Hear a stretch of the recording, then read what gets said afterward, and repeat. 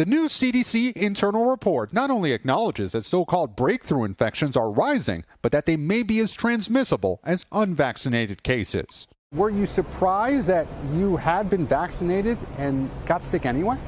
Yes, absolutely. Catherine Griegle in Florida is still in isolation after testing positive about a week ago. She was vaccinated back in March. You can still contract the virus and you can still get sick, but you're not going to get as sick as you would if you had it. So I feel like I'm very fortunate. The CDC stopped providing public information on total breakthrough infections in late April when the tally hit 10,000.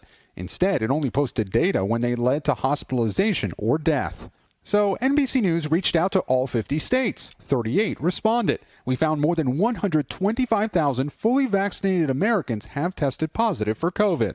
According to a CDC internal document, there are now roughly 35,000 breakthrough infections per week.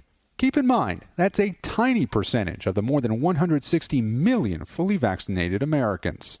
If you are vaccinated, you have 25 times less chance of getting hospitalized or dying. In Provincetown, Massachusetts, a COVID cluster of 882 cases is linked to the Delta variant. The CDC analyzed nearly 500 of those infections. About 3/4 of them were in people who had been fully vaccinated. Just 4 were hospitalized. In Los Angeles County, during the first 2 weeks of July, fully vaccinated people made up roughly 26% of all new infections. Martha McAdam, a kidney transplant recipient, was vaccinated in February but came down with COVID in March. She was hospitalized for 48 days. If I hadn't had that vaccine, I wouldn't be alive today. And that's why public health experts say the vaccine works despite breakthroughs. A Yale University study recently submitted for peer review estimates that here in New York City alone, the vaccine campaign has prevented 250,000 cases and 44,000 hospitalizations.